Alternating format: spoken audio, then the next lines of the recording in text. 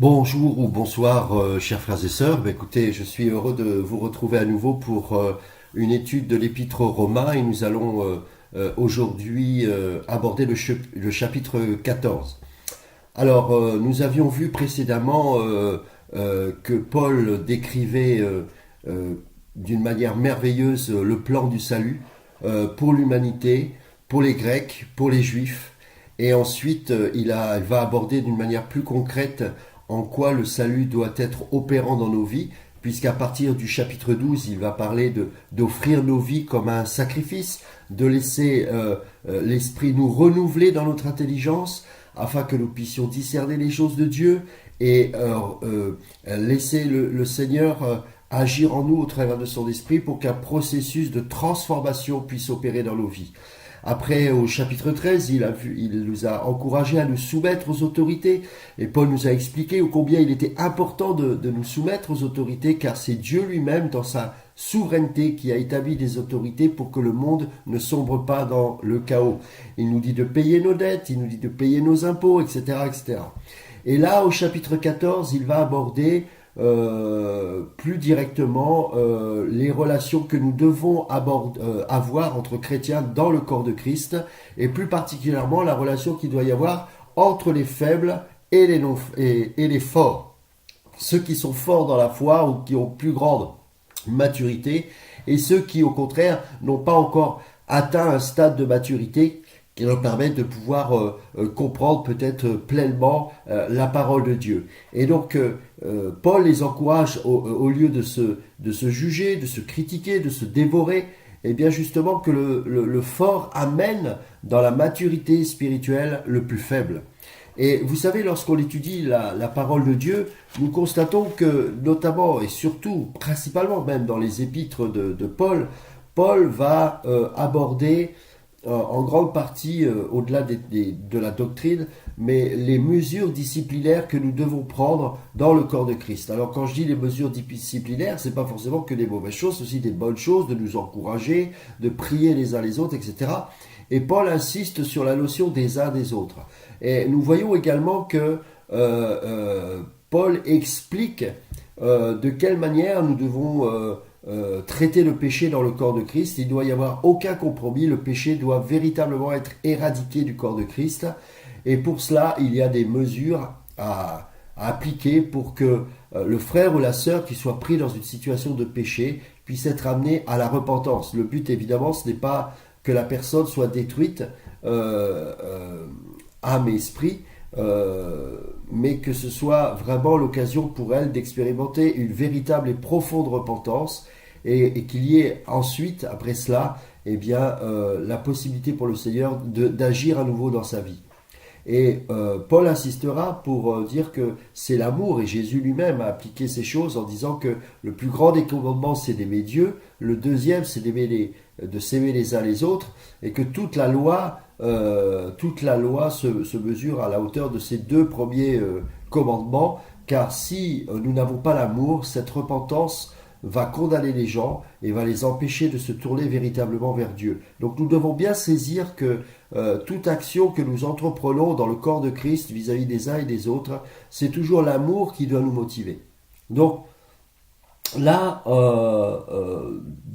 il va traiter un sujet particulier par rapport au corps de Christ, qui n'est pas forcément le traitement du péché en lui-même, mais des choses que l'on n'appelle pas forcément péché, mais qui pourraient nous amener, à cause de l'accusation que cela porte dans nos consciences, d'être amenés à pécher. Paul dira tout ce qui n'est pas le fruit d'une conviction est péché. Donc on voit que au-delà de tous les péchés qu'on peut nommer clairement, hein, comme la gourmandise, le mensonge, l'impudicité, la fornication, etc., eh bien, il y a des choses plus subtiles qui sont liées à la conviction et au fait de se sentir accusé dans notre conscience. Donc, on va développer ça tout à l'heure.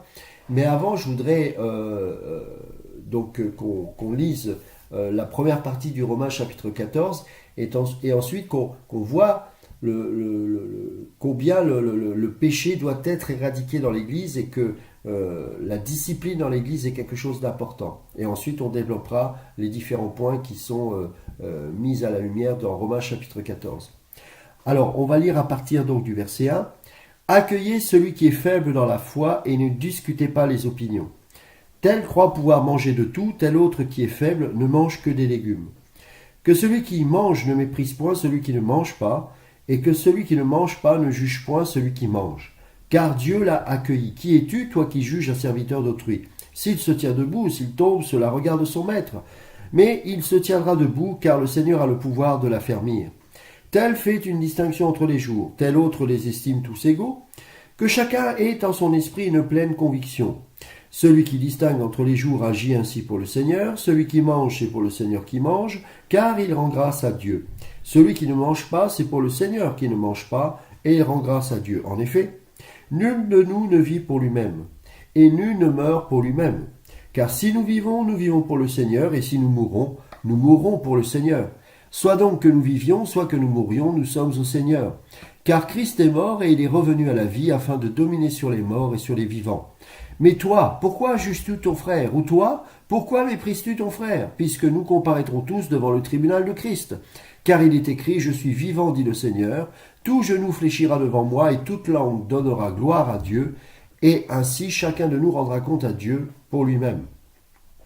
Alors, je vais vous citer des passages qui nous montrent combien le traitement du péché dans l'Église était prioritaire. Jésus lui-même dira dans Matthieu chapitre 18, et en cela il nous donnera le modèle du traitement du péché dans l'Église et comment nous devons opérer avec un frère ou une sœur. Vous savez, je voudrais juste faire un préambule. Nous devons comprendre qu'une âme est très sensible et que la manière dont les responsables auront traité des situations délicates, eh bien, ils seront jugés devant Dieu à la manière dont ils auront traité les choses. Si je prends un frère qui pêche et que j'apporte un éclairage et une lumière sur ce péché-là, lui montrant ainsi qu'il a besoin de se repentir, je dois le faire, non pas pour le casser, pour le détruire et pour l'humilier, mais pour qu'il soit amené à un changement de comportement. Et pour que vraiment ce frère soit dans les conditions maximales pour que ce changement opère dans sa vie, il y a des règles à respecter.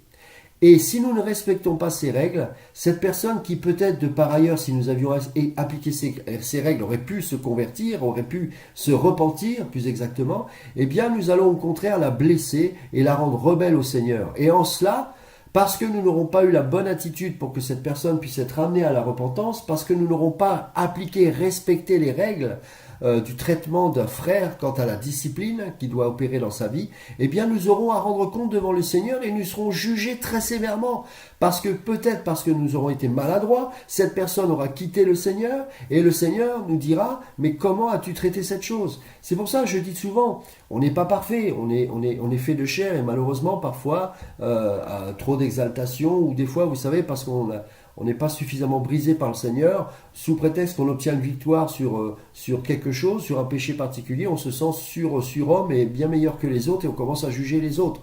Et Paul va insister, on l'a lu déjà dans la première partie, mais tu n'as pas à juger l'autre. S'il se tient debout ou s'il tombe, c'est devant Dieu qu'il le fait, pas devant toi. Donc nous ne sommes pas là pour dire à celui-là va en enfer, celui-là va au ciel, etc. Et nous devons respecter la manière d'opérer. Et là, dans Matthieu 18, Jésus nous explique clairement de comment nous devons discipliner, comment nous devons opérer pour éradiquer le péché dans la vie, dans ma vie bien sûr, mais aussi surtout dans la vie de nos frères et sœurs, puisque là il nous parle de la relation que nous devons avoir dans le corps de Christ, les uns avec les autres. Et voilà ce que dit le Maître. Si ton frère, Matthieu 18, versets 15 à 17, si ton frère a péché, va et reprends-le entre toi et lui seul. Hein, on ne déballe pas les péchés devant tout le monde, et encore moins devant le monde, devant des caméras, dans des choses comme ça, où ce ne sont pas les païens qui ont à régler les choses du corps de Christ. N'oublions jamais que le Seigneur couvre une multitude de fautes parce qu'il est motivé par l'amour. Et le fait de couvrir, c'est pas cacher, c'est pas ne pas régler les problèmes. C'est que dans la mesure du possible où il y a encore dans la mesure du possible où le traité peut être éradiqué de la personne, eh bien on traite ça d'homme à homme, seul à seul. Pourquoi ? Parce que le but, c'est pas d'humilier la personne au point que sa personnalité soit touchée. Et là, on touche à l'identité de la personne, et donc qui dit identité dit salut. Donc c'est très important. C'est vraiment l'amour qui nous motive. Et parfois, ça va prendre du temps. Parfois, la personne sera prête à se repentir, mais a un problème qui est récurrent, lié à des blessures du passé, auquel cas, eh bien, un ou deux anciens devront prier avec cette personne, soutenir, s'engager à être vraiment des gardiens, dans le bon sens du terme, pour cette personne, jusqu'à ce que la personne soit totalement délivrée. Donc vous voyez, il y a un travail de fond énorme. Et dans cela, il ne faut pas avoir d'amertume, de rancœur vis-à-vis du frère et des choses qu'on pourrait utiliser pour sa destruction, sachant que forcément la personne qui va se confier, eh bien, nous avons quelque chose qui peut être une bombe à retardement dans nos mains, parce que on connaît des choses que d'autres frères ne connaissent pas. Et si j'ai un problème avec ce frère-là, je serais peut-être tenté d'utiliser ses confessions pour justement l'humilier. Or, un enfant de Dieu ne doit pas opérer ainsi. On doit traiter tant que la personne accepte d'être aidée, on doit aider la personne, et puis quand bien même cette personne, parce qu'on voit qu'il n'y a pas de possibilité de repentance, soit chassée du corps de Christ, dans le but qu'elle soit sauvée, mais comme au travers du feu, eh bien, nous continuons à ne pas atteindre à la réputation de cet homme, et en parlant, ou de cette femme, en parlant à tout le monde de ce qu'elle aurait pu faire, etc. Donc vous voyez, c'est pas comme ça, Jésus n'a jamais opéré ainsi, les apôtres encore moins, voilà, donc il faut faire attention à cela, parce que nous serons responsables devant Dieu, la manière dont nous aurons traité les frères et les sœurs en Christ. Et là, donc, Jésus va dire, si ton frère a péché, va et reprends-le entre toi et lui seul. S'il t'écoute, tu as gagné ton frère. Alléluia. On ne va pas s'en vanter non plus. Mais s'il ne t'écoute pas, prends avec toi une ou deux personnes, afin que toute l'affaire se règle sur la déclaration de 2 ou de 3 témoins. Pas seulement un péché, mais des conflits, etc. Quand on voit qu'il n'y a pas d'entente possible, que la personne est de mauvaise foi et ne veut pas reconnaître ses torts, eh bien nous devons avoir un témoin pour que vraiment ce ne soit pas seulement sur mon jugement, ou sur, dans le sens spirituel du terme, ou sur mes critères de nommer les choses péché ou pas péché, que le jugement de l'Église doit s'établir. Il faut d'autres témoins pour voir si je suis objectif, si moi-même dans ma façon de traiter les choses c'est correct, pour voir aussi si la personne elle ment, et quelqu'un doit être confronté dans son mensonge vis-à-vis d'une tierce personne qui elle-même connaît cette situation. Vous voyez, il y a des règles dans le corps de Christ. S'il ne t'écoute pas, prends avec toi une ou deux personnes afin que toute l'affaire se règle sur la déclaration de 2 ou de 3 témoins. S'il refuse de les écouter, dis-le à l'Église. Alors là, on expose littéralement pourquoi, vous voyez, ce frère ne veut pas se repentir. Et même dans cette situation-là, il peut y avoir une repentance. Pourquoi? Parce que le fait que plein de gens, notamment, c'est la famille, le corps de Christ, hein, donc c'est pas n'importe qui, que la famille est au courant de cette situation, ça peut amener la personne à s'humilier devant Dieu, à dire waouh, non, là c'est bon, il faut que j'arrête de jouer. Mais s'il refuse aussi d'écouter l'Église, eh bien qu'il soit pour toi comme un païen et un publicain. Le péché doit être absolument éradiqué. On voit ça. Paul dans 1 Corinthiens, avec Paul dans 1 Corinthiens chapitre 5 versets 7 et 8, faites disparaître le vieux levain du péché, afin que vous soyez une pâte nouvelle, puisque vous êtes sans levain, car Christ notre Pâque a été immolé. Célébrons donc la fête non avec du vieux levain, non avec un levain de malice et de méchanceté, mais avec les pains sans levain de la pureté et de la vérité. 2 Corinthiens chapitre 7 verset 1, ayant donc de telles promesses bien-aimées, purifions-nous de toute souillure de la chair et de l'esprit, en achevant notre sanctification dans la crainte de Dieu. Vous voyez, c'est important de traiter les choses. Mais il y a des choses qui sont plus subtiles. Et parfois, on aura du mal à traiter les choses. Pourquoi? Parce que on n'a pas forcément un avis très définitif sur certaines situations. Et là, c'est ce qu'il va essayer d'expliquer Paul aux Romains en disant ok, il y a aussi, bien sûr il y a les péchés, mais il y a aussi des choses beaucoup plus délicates, et que nous devons prendre soin de traiter les choses justement par rapport à ça avec sagesse. Vous avez des chrétiens qui sont forts dans le sens où ils sont plus mûrs, et vous avez d'autres qui sont plus faibles, qui n'ont pas encore le même degré de maturité que les autres, et parce qu'ils viennent se convertir, parce qu'il y a aussi des différences culturelles, nous venons tous de différents horizons, parce qu'il y a des religieux convertis, il y a des païens convertis, bref. Et plutôt que de créer des séparations en permanence en ayant la dénomination d'un tel et d'un tel, eh ben, nous devons nous efforcer de nous accueillir les uns les autres et surtout de nous supporter les uns des autres. Et nous devons vivre ensemble. Donc, comment faire, sachant qu'il peut y avoir des différences de pensée sur comment je considère telle nourriture. Peut-être que certains chrétiens vont dire, moi je ne mange pas de telle nourriture. Peut-être que certains chrétiens peuvent continuer à avoir le désir de donner la dîme. Même si, je prends l'exemple de la dîme parce que c'est vraiment l'exemple récurrent qu'on rencontre dans le corps du Christ. Moi je sais que l'enseignement me prouve clairement que la dîme est biblique, mais n'est plus néo-testamentaire. C'est-à-dire que sous la Nouvelle Alliance, la dîme n'est plus opérante. Nous avons des offrandes. Et d'ailleurs, une offrande coûte souvent beaucoup plus qu'une dîme. Hein. Dîme, c'est 10%. Alors ça peut être un coût, mais voilà, on pourrait aussi donner plus. Hein. Donc l'offrande, je ne fais pas un enseignement là-dessus, hein, c'est pas le sujet, mais bon, on en a fait suffisamment sur la dîme, n'est pas sous la Nouvelle Alliance. Maintenant, est-ce que pour la personne qui est à côté de moi dans le corps de Christ, elle est convaincue qu'elle doit donner sa dîme? Est-ce que pour autant elle va aller en enfer? Soyons sérieux, bien sûr que non. Donc j'enseigne, parce que je ne dois pas être hypocrite, je dois enseigner que oui, dans la parole, sous l'ancienne alliance il y avait la dîme, mais aujourd'hui, nulle part dans les Écritures, il nous est encouragé de donner les 10%, mais donner des offrandes. Et je dois enseigner ces choses. Si la personne reste convaincue qu'elle doit donner sa dîme, elle donne sa dîme. Laissons le Seigneur l'éclairer. Et ça, c'est des sujets, il y en a des tas d'autres dans le corps du Christ, où plutôt qu'être amené à nous séparer sur des choses qui n'ont pas lieu qui ne méritent pas une séparation, eh ben, supportons-nous et laissons le Saint-Esprit convaincre. Il y en a qui vont être convaincus du voile et d'autres pas. Eh bien, laissons le Seigneur agir. Ce ne sont pas des doctrines salutaires. Maintenant, si on est convaincu dans la parole, nous devons l'exposer, parce que si c'est la vérité, eh bien, il faut qu'elle soit dite. Mais là, on ne parle pas de fornication, on ne parle pas d'adultère. Là. Mais, si nous obligeons la personne, par exemple, à mettre le voile alors qu'elle n'est pas convaincue pour autant, mais qu'elle le fait quand même par rapport au regard des autres, elle se laisse accuser dans sa conscience. Pourquoi? Parce que dans sa conscience, pour l'instant, au niveau où elle pense que porter le voile, c'est pas indispensable. Mais elle le fait quand même, par l'effet de groupe et tout ça. Vous savez comment on fonctionne, hein, l'être humain.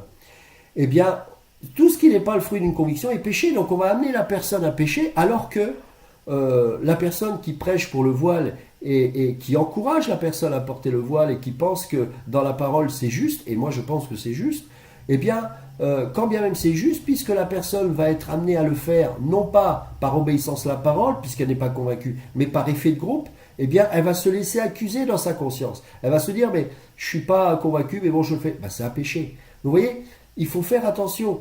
Prenons un autre exemple, on va être très concret. Nous avons beaucoup de gens qui ne mangent pas le boudin noir, hein, puisque c'est à base de sang, parce qu'ils disent, voilà, la vie est dans le sang, moi je ne mange pas de boudin, et sous l'ancienne alliance d'ailleurs, effectivement, on ne mangeait pas ce genre de choses.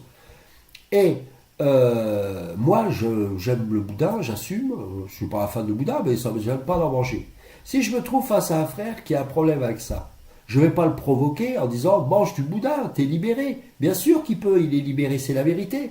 Mais si lui, dans sa conscience, il est convaincu qu'il n'a pas à cœur de le faire, en quoi c'est un péché de ne pas manger du boudin? Mais si je le force alors qu'il n'en a pas la conviction, là ça devient péché, parce que je reviens toujours au même verset, tout ce qui n'est pas le fruit d'une conviction est péché. Donc, par contre, moi, hein, on a lu ce passage, celui qui vit, il vit pour Christ, celui qui meurt, il meurt pour Christ. Je ne vis pas pour les autres, je ne vis pas pour moi-même, je vis pour Christ, premièrement, et ensuite pour les autres. Donc pour éviter de blesser cette personne et de la toucher dans sa conscience, eh ben, si je me trouve à table et qu'on me propose du boudin, enfin ça c'est ma manière de faire, et que je sais que la personne en face de moi serait choquée que j'en mange, ben je ne vais pas en manger. Parce que je ne vais pas la pousser à l'accuser dans sa conscience et la pousser à un péché. Vous voyez, c'est l'équilibre. Vous allez me dire, oui, mais Ludo, la personne, eh ben, elle peut accepter le fait que tu en manges et elle n'en mange pas. Oui, mais l'être humain est comme ça. Il y a les faiblesses des uns et des autres. Donc celui qui est fort, eh ben, il est suffisamment fort pour faire abstraction de ce qu'il pense et de dire, ben voilà, ok, il y a un frère qui est fragile par rapport à ça, je ne vais pas en manger.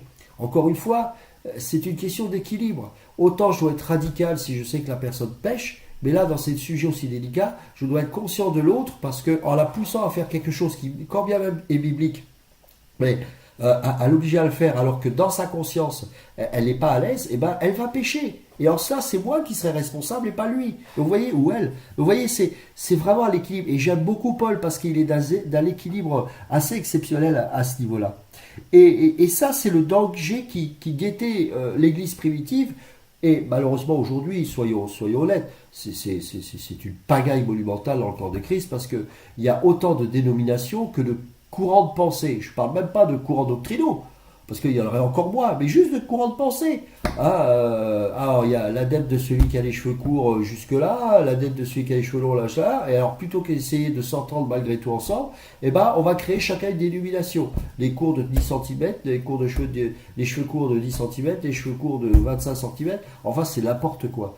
Donc, non, mes amis, c'est pas comme ça que ça marche dans le corps de Christ. On ne le vit pas par rapport à son ego, parce que tout ça, c'est de l'orgueil, c'est du légalisme, et ça pousse les gens à être pires que ce qu'ils sont. Vous savez, les légalistes, c'est souvent les plus grands pécheurs. Moi, j'ai connu un ministère où les gens arrêtaient pas de dénoncer les uns les autres, c'était les plus grands des pécheurs. Donc, nous ne sommes pas là pour ça. Nous sommes là pour appliquer la doctrine dans toute son intégrité et surtout d'amener l'autre, d'amener son prochain à la maturité spirituelle en prenant soin de ne pas altérer sa conscience où elle va se sentir accusée et ainsi ainsi pécher quoi en fait. Malheureusement, elle pêche. La conscience, elle accuse, on ne se sent pas bien. Donc, dans l'église primitive, il y avait des juifs et des non-juifs. Bon, les juifs, eux, ils avaient, bien qu'ils soient convertis, encore ce travers de vouloir respecter les sabbats, de vouloir peut-être ne pas manger encore certains aliments. On le voit d'ailleurs, puisque Jacques conseillera à Paul d'encourager les frères à ne pas manger de la viande qui a été tuée, étouffée dans son sang. Donc il y a encore des choses. Voilà, Paul il a dit ok. Lui, je suis sûr qu'il avait déjà reçu la révélation. Pierre lui-même a reçu une vision où Dieu lui disait de manger des animaux impurs. Alors, évidemment, c'était pour toucher les païens, pour comprendre que les païens aussi devaient être convertis. Mais regardez, si les juifs convertis étaient restés dans leur certitude, les païens n'auraient jamais été touchés. Et heureusement qu'il y a eu Paul. Et heureusement que Pierre a reçu cette vision de ces animaux-là qui étaient impurs et que Dieu a ordonné à Pierre de manger. Donc vous voyez, il faut vraiment comprendre ces choses. Et dans l'église primitive, eh bien, il y avait ce mélange-là. Vous aviez aussi de l'autre côté les païens qui étaient convertis. Or, ces païens-là, c'était une abomination pour eux de manger de la viande sacrifiée aux idoles parce qu'ils savaient la signification et la portée de ces choses. Pourtant, Paul, il dira à un moment donné, si vous trouvez ça au marché, vous pouvez en manger, il n'y a pas de souci. Mais d'un même côté, il dira, si vous avez un frère qui a vraiment ce désir de ne pas en manger parce que ça va heurter sa conscience, n'en mangez pas. N'utilisez pas cette liberté que vous avez reçue par la grâce de Dieu pour offenser un frère. Voilà l'équilibre. C'est très important de comprendre ça. Pourquoi ? Parce que la clé se trouve dans Éphésiens chapitre 4, verset 3, où il est écrit « l'unité de l'esprit par le lien de la paix ». Vous voyez ? L'unité de l'esprit par le lien de la paix. Nous avons le même esprit qui nous pousse à expérimenter l'unité et non pas le compromis. Attention, je ne parle pas... le péché clairement nommé doit être éradiqué, mais parce que j'ai le même esprit qui me pousse à expérimenter au travers de l'amour la paix, me rend sensible sur la maturité, le niveau de maturité de mon frère ou de ma soeur qui se trouve en face de moi ou à mes côtés. Et donc je dois prendre garde à ne pas laisser ces frères-là se laisser accuser dans leur conscience, parce que c'est moi qui, à ce moment-là, deviens une pierre d'achoppement pour eux. Donc ça serait terrible. Et Colossiens chapitre 3, verset 14, il est dit de revêtir l'amour qui est le lien de la perfection. Jean chapitre 13, verset 34 et 35, il est dit de nous aimer les uns les autres comme je vous ai aimé. Ça c'est Jésus qui parle. Vous aussi, aimez-vous les uns les autres. À ceci tous connaîtront que vous êtes mes disciples, si vous avez de l'amour les uns pour les autres. Excusez-moi, mais pourquoi il y a aussi peu de convertis ? Ne faites pas d'illusions, il n'y a pas tant de convertis que ça, surtout en Occident. Parce que quand on voit les ozos sur Internet, entre celui qui dit pantalon, pas pantalon, machin, truc, je ne sais pas comment nous sommes la risée du monde. Mais si nous arrivons ensemble, malgré des différences qui ne sont pas du point de vue doctrinal, mais juste sur des formes, et que le corps de Christ, malgré tout, vous savez, moi j'expérimente quelque chose, je fais une parenthèse, mais hier j'étais avec un frère, et il m'avait partagé quelque chose de la parole auquel je n'étais pas forcément d'accord, même si, je n'ai pas vraiment étudié cet aspect-là, mais il avait une telle manière d'expliquer les choses. Et comme nous travaillons ensemble, que nous sommes dans la paix, et qu'on est unis autour de la sainte doctrine, mais sur des choses comme ça, c'était des sujets qui ne sont pas de grande importance, bah voilà, on accepte d'avoir des différends. Mais en même temps, si vraiment le Seigneur nous enseigne et que l'un des deux, et ce qui a été mon cas, a été convaincu parce que la manière d'expliquer les choses m'a éclairé, bah j'ai adhéré. Et ça, c'est beau. Et ben, quand les païens voient ça autour, ils se disent waouh, ils ne se tapent pas dessus, ils acceptent les argumentations des uns des autres, et ensemble, ils se remettent devant le Seigneur. Et là, le Saint-Esprit, il a la liberté d'agir. Pourquoi? Parce que ce n'est pas la pensée du gourou qui opère. C'est chacun exprime des opinions dans la parole. On se laisse convaincre par le Saint-Esprit. Un frère reçoit un éclairage qui fait que l'autre va recevoir un réma, et l'on va avoir une illumination et dire waouh, mais ça m'a convaincu, frère, merci. Et comme ça, on avance. Et puis sur d'autres points, on aura encore peut-être des sujets où on ne sera pas forcément d'accord, mais puis voilà, on essaye d'avancer. Mais on ne va pas jouer au taliban. Hein. Maintenant, il y a des choses qui sont pas négociables, évidemment, sur la sainte doctrine de Christ, sur la manière de considérer le péché devant Dieu, etc. Ça, c'est sûr. Mais il y a plein d'autres choses où, franchement, on ne va pas se battre. Hein. Et voilà, et ça, c'est magnifique. Mais aujourd'hui, les chrétiens ne sont pas forcément, je ne dis pas tous, bien évidemment, mais il y en a beaucoup qui ne sont pas à bon témoignage. Pourquoi? Parce qu'on règle nos comptes, il y en a qui a raison sur un sujet, d'autres sur, alors que la plupart des cas que les gens traitent, on s'en fiche complètement. Mais les gens qui ne connaissent pas Dieu nous regardent et disent, mais c'est ça votre amour, c'est ça Christ. Je vous rappelle que quand l'Église est née, il n'y avait pas de dénomination. Hein, et il y avait encore bien des différents. Jacques n'avait pas la même vision que Paul. Est-ce que pour autant ils sont tapés dessus? Ben non, ils ont continué à travailler. Et Paul s'est senti obligé de rendre compte aux colonnes de l'Église dont Jacques faisait partie. Et ben ouais, ça, au niveau de l'ego, il faut mourir parce que Paul avait reçu des révélations qui, à mon avis, étaient encore bien plus grandes que celles de Jacques. Et pourtant, Jacques avait connu le Seigneur. Mais voilà, parce qu'il était conscient de l'ampleur de ce qui était en train d'arriver, c'est-à-dire la venue de l'Église, l'institution nouvelle qui s'établissait, et l'enjeu qu'il y avait à ce que cette Église puisse grandir et croître et impacter le monde de l'époque. Donc lui, il ne pensait pas à sa petite personne et à son ministère. Il voyait que Dieu lui avait confié quelque chose qui le dépassait à un point où, quand bien même il y avait des différences, tant que ça n'empêchait pas la croissance de l'Église, ou peut-être que ce n'était pas le temps pour que ces gens-là puissent saisir et comprendre, ou peut-être que même ces gens n'étaient pas en mesure de comprendre ce que Paul avait reçu, et je pense que c'était le cas, eh bien, il faisait attention, il y avait un équilibre, la sagesse, il fallait être conduit par l'esprit tout simplement. Vous voyez, c'est important de comprendre ces choses. Et on a lu dans ce passage qu'il est dit de accueillir celui qui est faible dans la foi et ne discutez pas les opinions. Le mot accueillir ici, c'est prolans bano en grec. P-R-O-S-L-A-M-B-A-N-O. Et le préfixe prépositionnel pro, P-R-O-S, intensifie le verbe de base qui est l'accueil. Donc ça veut dire que c'était un commandement, c'était un ordre, accueillez. Ce n'est pas un truc, accueillez-vous, aimez-vous, voilà, love and peace, non, c'est pas ça, c'était vraiment un ordre.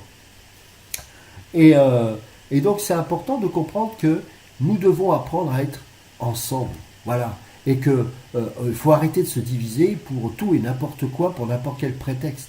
Non, il faut vraiment chercher l'unité de la paix.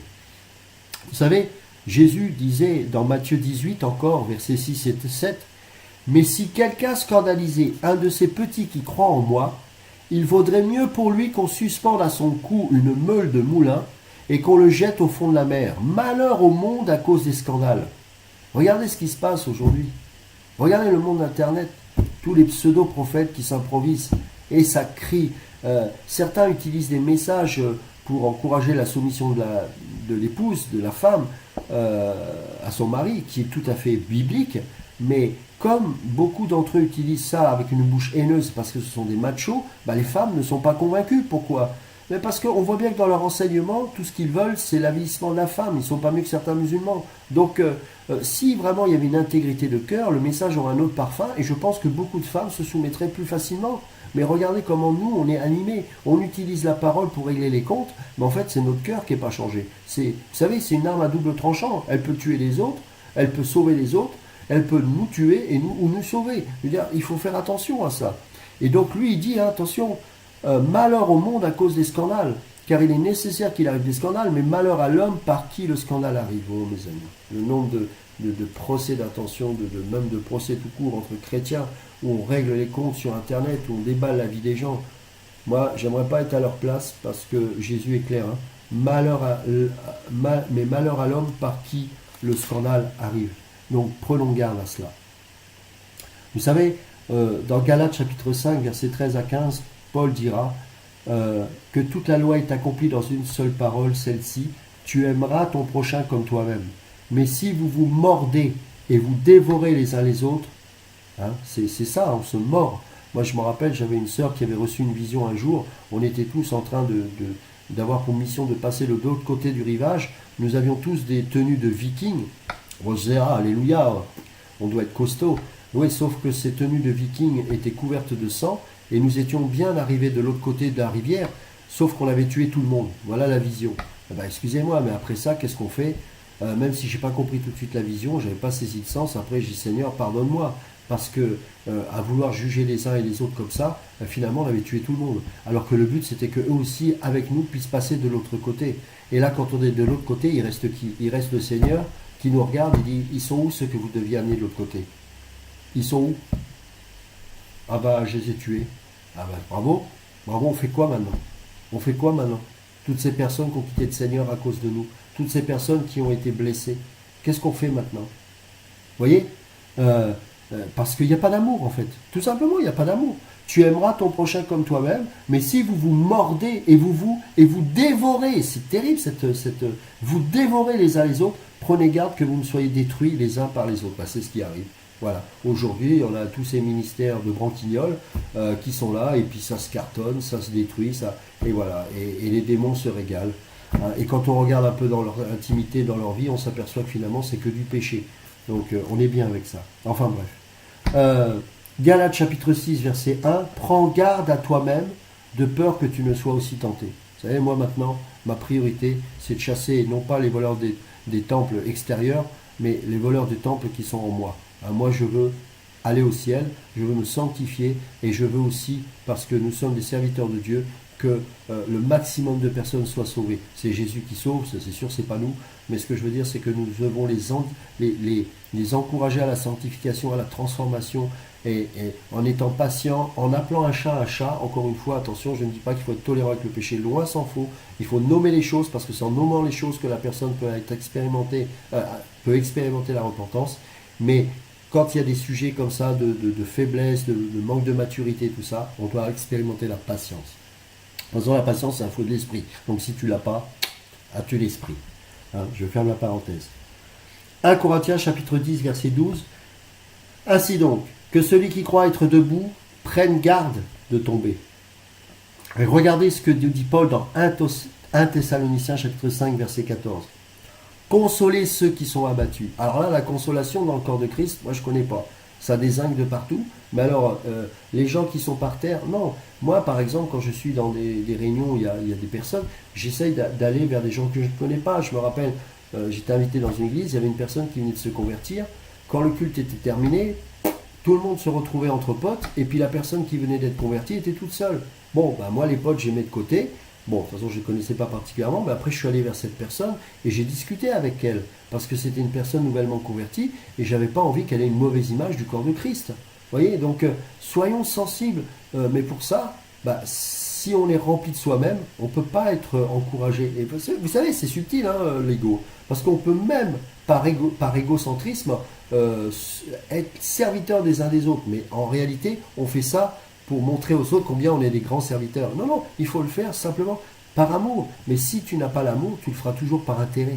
Seul l'amour de Christ, agapéo, te permettra justement de faire ces choses en étant totalement désintéressé. Consoler ceux qui sont abattus, supporter les faibles, 1 Thessaloniciens 5,14. Hein. Donc consoler ceux qui sont abattus, supporter les faibles, user de patience envers tous. C'est clair. C'est clair. Oui. Alors,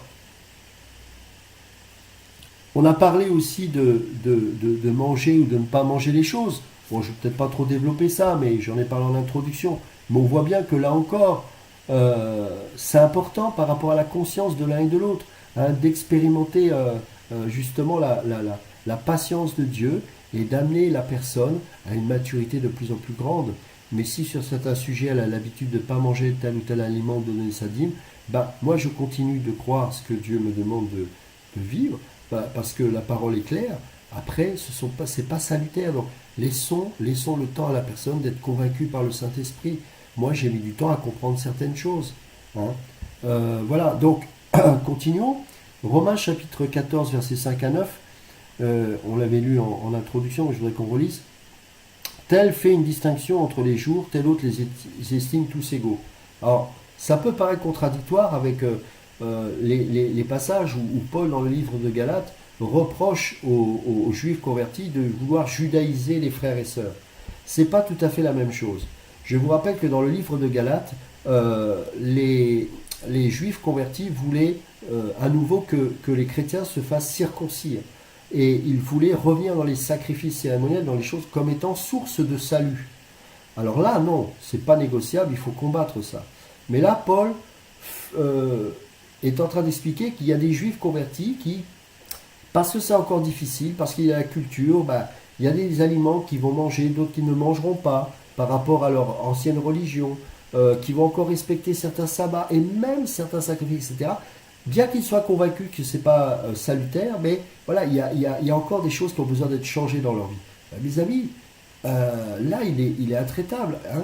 Il dit que chacun est en nous, en son esprit, une pleine conviction. Hein, parce que ce qui n'est pas le fruit d'une conviction est péché.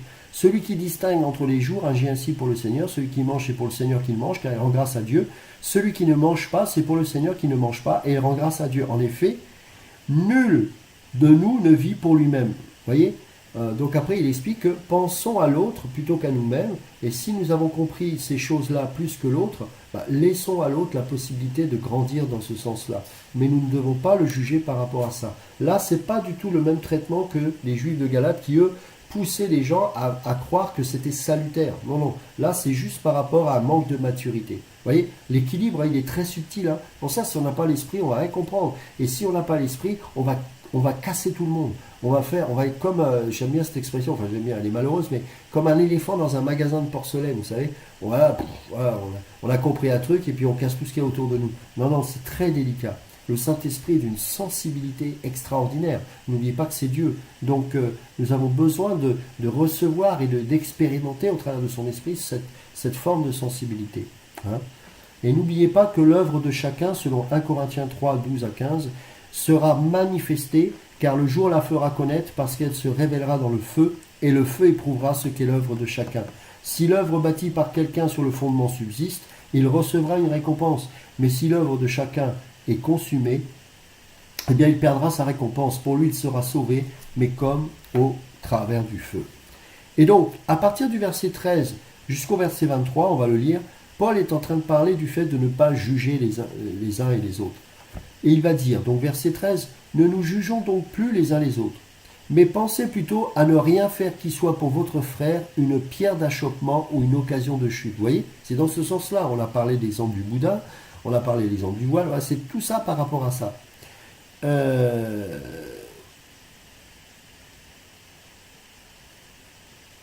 Bon, encore que le voile, c'est autre chose, parce que le voile, c'est peut-être différent, parce que je réfléchis à ça. Ça nous parle quand même de la soumission vis-à-vis de Dieu, que la femme porte ce voile. Mais bon, je dirais, il y a quand même des sujets, je ne sais pas, vous avez peut-être rencontré, il y a des chrétiens, moi j'en ai connu, qui ne mangent pas de crustacés.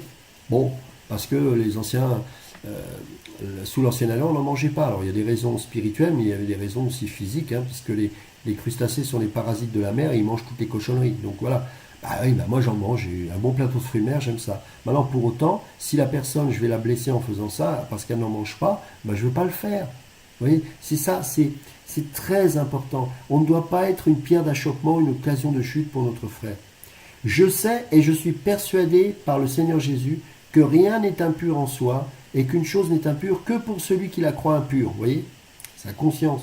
Mais si pour un aliment ton frère est attristé, tu ne marches plus selon l'amour. Ne cause pas par ton aliment la perte de celui pour lequel Christ est mort. Voyez l'équilibre, voyez comment Paul est sensible. C'est vrai qu'on a du mal à comprendre Paul, parce que si on lit Galates, ça paraît être le contraire. Non, non, attention, ce sont des judaïsants des chrétiens qui voulaient judaïser à nouveau les chrétiens en les poussant à croire, à leur faire croire que la circoncision était source de salut, la loi cérémonielle était source de salut, etc. Et là, non, là, il faut, c'est radical, là, on touche à la sainte doctrine, Paul ne pouvait pas laisser passer ça. Là, ça n'a rien à voir. Alors, mais si pour un aliment ton frère est attristé, tu ne marches plus selon l'amour. Ne cause pas par ton aliment la perte de celui pour lequel Christ est mort. Que votre privilège ne soit pas un sujet de calomnie. Vous voyez, c'est fort, hein? Que le royaume de Dieu, car le royaume de Dieu, ce n'est pas le manger et le boire, mais la justice, la paix et la joie. Ah, mes amis, j'aimerais un jour parler de la joie parce que les évangéliques sont soit dans la clownerie, soit dans la tristesse absolue, alors que la joie du Saint-Esprit, la joie du Seigneur, c'est quelque chose, c'est le fruit de l'Esprit. Et c'est quelque chose qu'on doit expérimenter. Mais bon, je ferme la parenthèse. Donc là, il parle bien de la justice, de la paix et la joie, hein, par le Saint-Esprit, évidemment, c'est pas humain. Celui qui sert Christ de cette manière est agréable à Dieu et approuvé des hommes. Vous voyez, on est approuvé quand on fonctionne comme ça. Vous savez, les gens vont toujours vers les artisans de paix, ils vont jamais vers les querelleurs. Et ceux qui vont sur les avec les querelleurs deviennent eux-mêmes querelleurs. Mais Dieu n'approuve pas ce genre d'individu. Ainsi donc, recherchons ce qui contribue à la division, à la guerre, à la haine, à la querelle, non, à la paix. Recherchons ce qui contribue à la paix et à l'édification mutuelle. Parlons de Christ, édifions-nous sur notre très sainte foi. Pour un aliment ne détruit pas l'œuvre de Dieu. En vérité, toutes choses sont pures, mais il est mal à l'homme quand il mange de devenir une pierre d'achoppement. Il est bien de ne pas manger de viande, de ne pas boire de vin, et de s'abstenir de tout ce qui peut être pour ton frère une occasion de chute, de scandale ou de faiblesse. Cette foi que tu as, garde-la pour toi devant Dieu. Heureux celui qui ne se condamne pas lui-même dans ce qu'il approuve. Mais celui qui a des doutes au sujet de ce qu'il mange est condamné, parce qu'il n'agit pas par conviction. Tout ce qui n'est pas le produit d'une conviction est péché. Hein? Paul dira, 1 Corinthiens 10, 23, que tout m'est permis, mais tout n'édifie pas.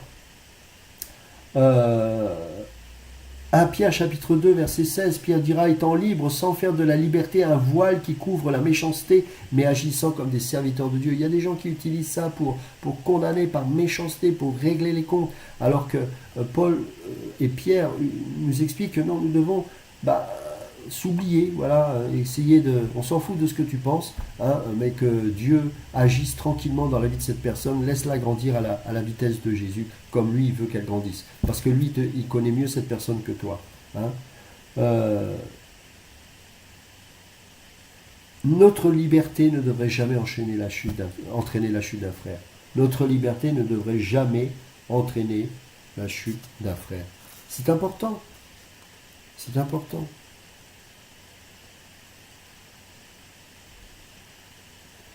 Jésus dira dans Marc chapitre 7 verset 15, « Il n'est hors de l'homme rien qui, en entrant en lui, puisse le souiller. » C'est intéressant. Et Paul dans 1 Timothée 4 verset 3 à 5 dira, « Dieu les a créés pour qu'ils soient pris avec action de grâce par ceux qui sont fidèles et qui ont connu la vérité, car tout ce que Dieu a créé est bon, et rien ne doit être rejeté pourvu qu'on le prenne avec action de grâce, parce que tout est sanctifié par la parole de Dieu et par la prière. » Paul dira dans Tite chapitre 1 verset 15, « Tout est pur pour ceux qui sont purs. » Mais, en même temps, voilà, il y a des gens qui, dans leur conscience, peuvent être blessés. Donc, qu'est-ce qu'on fait dans ces cas-là? 1 Corinthiens chapitre 8, versets 4 à 7. Pour ce qui est donc de manger des viandes sacrifiées aux idoles, nous savons qu'il n'y a pas d'idole dans le monde, point d'idole dans le monde, et il n'y a qu'un seul Dieu.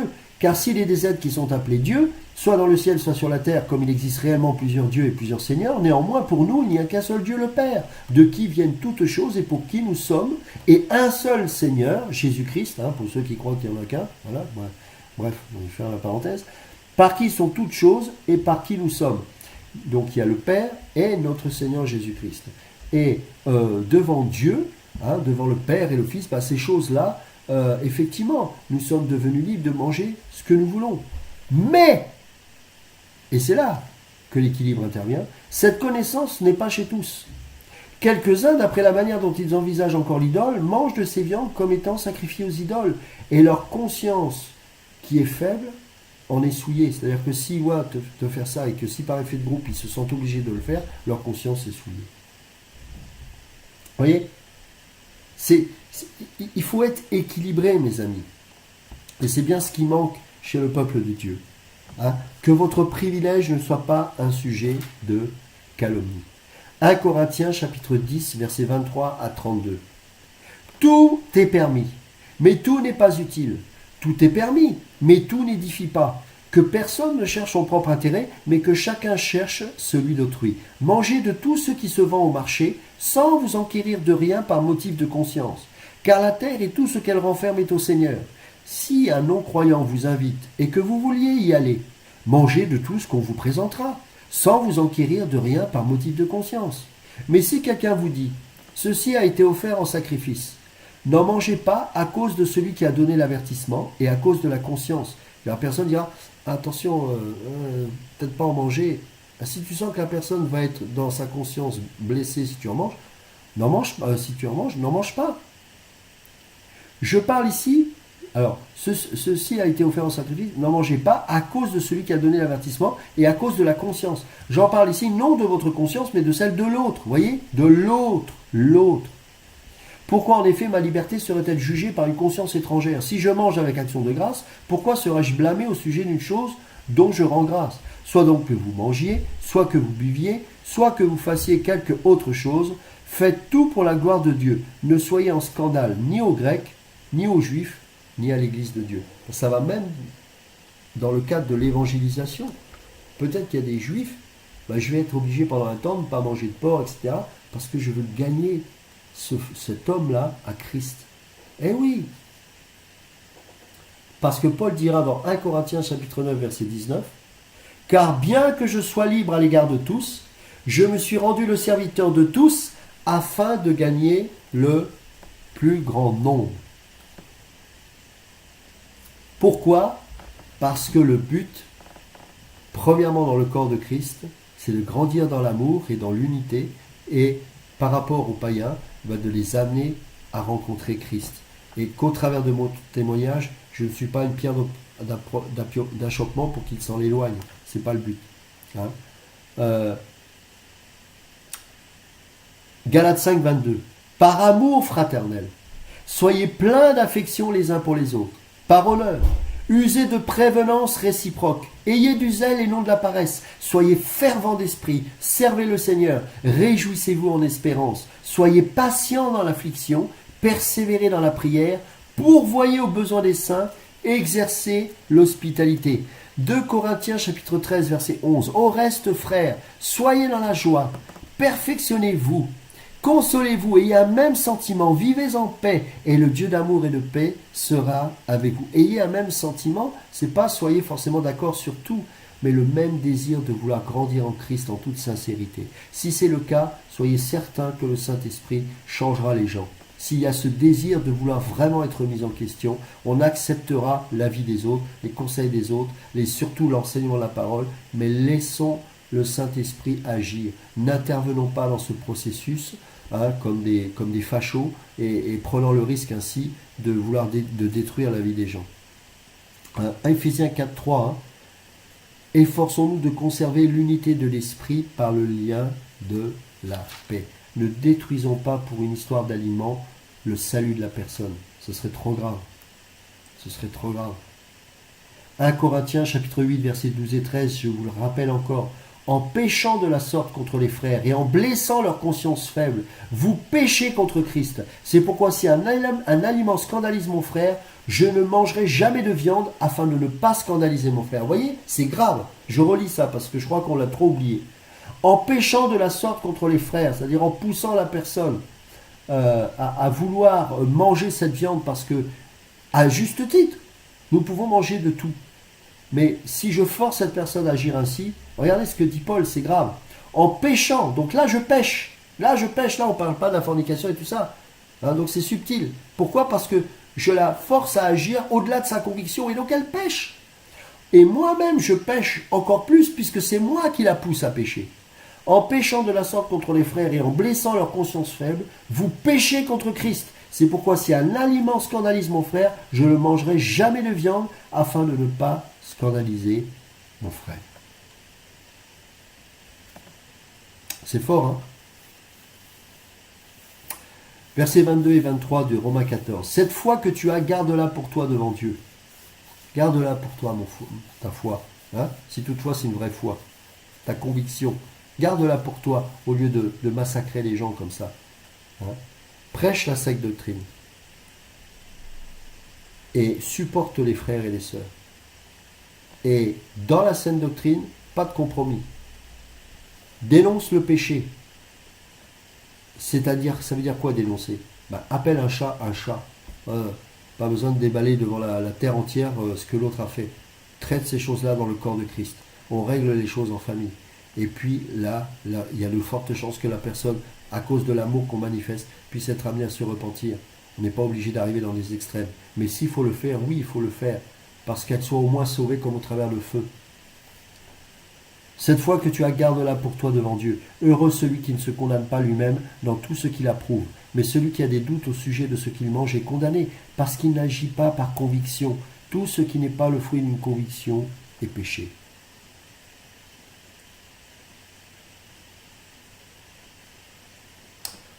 Je pense que là, on a vraiment traité quelque chose d'important dans le corps de Christ, parce que, vous voyez, la plupart du temps, les divisions ne viennent pas forcément de grands points de vue doctrinaux, parce que là, il n'y a pas besoin de tergiverser.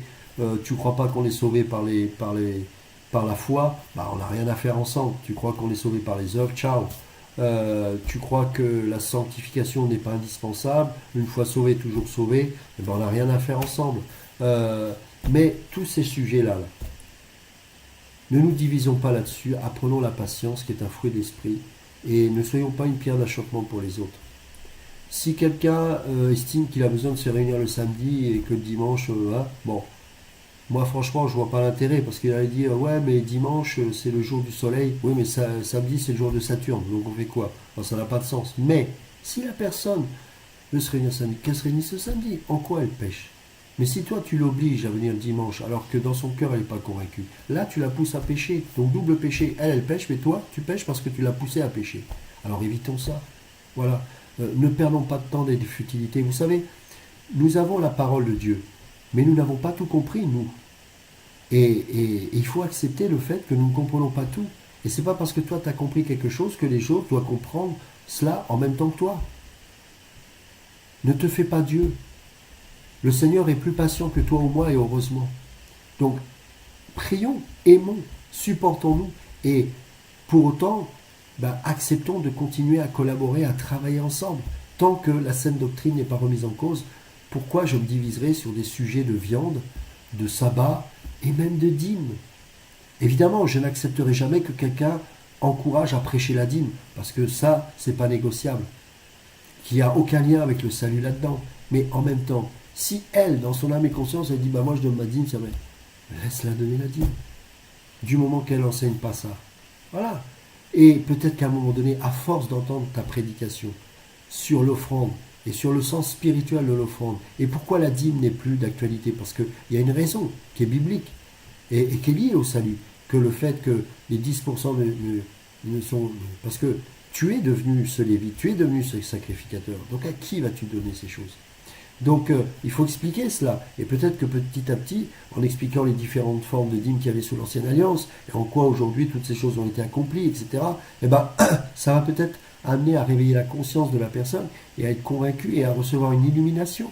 Et parce que tu auras été patient, et que tu n'auras pas été une pierre d'achoppement de ton frère, tu auras donné la possibilité à la grâce d'opérer dans sa vie, et là elle va avoir un éclairage, et d'elle-même, convaincue, non pas par un homme, par une religion, mais par le Saint-Esprit, eh bien elle va être libéré de la dîme et mais vivre l'offrande.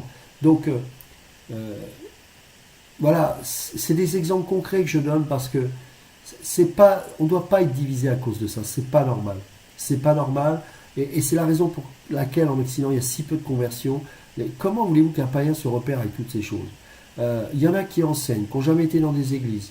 Ils sont en train de faire des vidéos de délivrance. On les a jamais vus formés par des pères dans la foi. D'ailleurs on le sent, beaucoup d'orgueil dans la manière de présenter les choses, des erreurs dans leur manière d'enseigner qui sont catastrophiques. Je veux dire, il faut du temps. Et même si je fais des vidéos sur internet, vous savez, le ministère tel qu'on l'appelle, ou servir les autres, parce que c'est le sens du mot ministère, c'est, comment dirais-je, c'est dans le corps de Christ. C'est pas autour d'une vidéo qu'on sait si quelqu'un a un réel ministère. Euh, c'est plutôt le contraire. On voit surtout du tout et n'importe quoi. Mais vous sentez, si vous avez le Saint-Esprit, que ces gens-là n'ont pas de communion avec le Seigneur et que surtout qu'ils n'ont pas de communion avec les frères et sœurs. Et vous savez, aujourd'hui, Internet met en avant surtout l'ego. Les gens qui ont soif de revanche, des gens qui ont eu... Et il faut prier pour eux, il ne faut pas être haineux non plus. Ne balancez pas des commentaires en disant tu n'es pas appelé, machin. Non, soyez plein d'amour. Priez pour ces personnes. Soyez conscients de ce qu'ils sont. Ils ont besoin de rencontrer véritablement le Seigneur. Vous avez mal le droit de prier pour que ces vidéos cessent, parce que malheureusement, ça peut tuer des gens qui écoutent. Mais n'oubliez pas que c'est aussi une âme qui est en train de faire ça. Et qu'elle a besoin, peut-être qu'elle fait ça parce qu'elle a été blessée.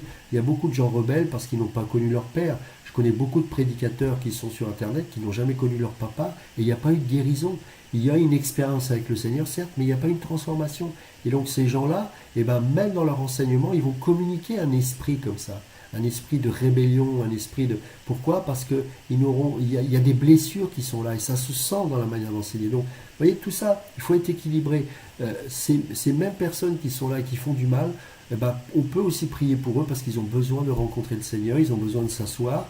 Mais voilà, c'est comme ça. Donc en attendant, prions et que surtout des âmes se convertissent et qu'on puisse entendre des enseignants. Il y en a plein. Heureusement, sur Internet, il y a aussi des prédicateurs.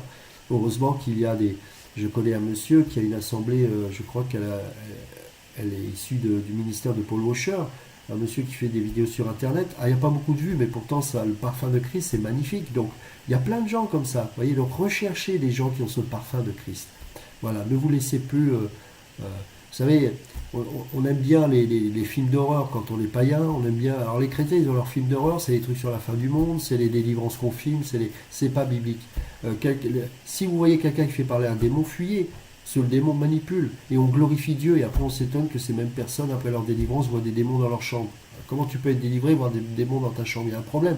Pourquoi? Et ils vont Christ. Et ils vont Christ. On a besoin de s'édifier. Le monde est suffisamment dur pour que l'Église puisse vivre des choses qui sont belles et qui honorent Jésus. Voilà, que Dieu vous bénisse. J'espère que cette vidéo vous aura fait du bien, que cet enseignement vous aura béni et surtout que vous puissiez être libérés de tous ces jougs religieux dont on est très souvent lié malheureusement et qui nous empêchent de vivre véritablement Christ. Nous allons prier ensemble et pour que tous ceux et celles qui écoutent et voient cette vidéo puissent être vraiment gagnés par la parole de Dieu et être libérés de tout joug. Seigneur, nous te remercions pour ta parole qui nous fait tant de bien. Merci pour cette épître aux Romains qui est tellement belle.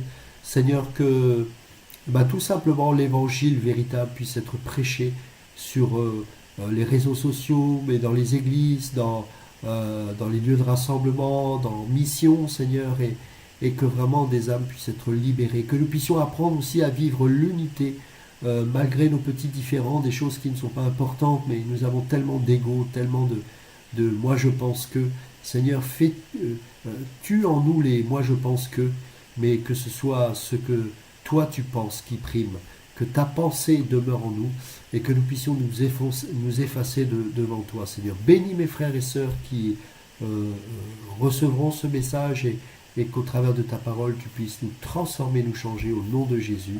Amen. Soyez bénis mes frères et à bientôt pour le chapitre 15 de l'Épître aux Romains. Que Dieu vous bénisse.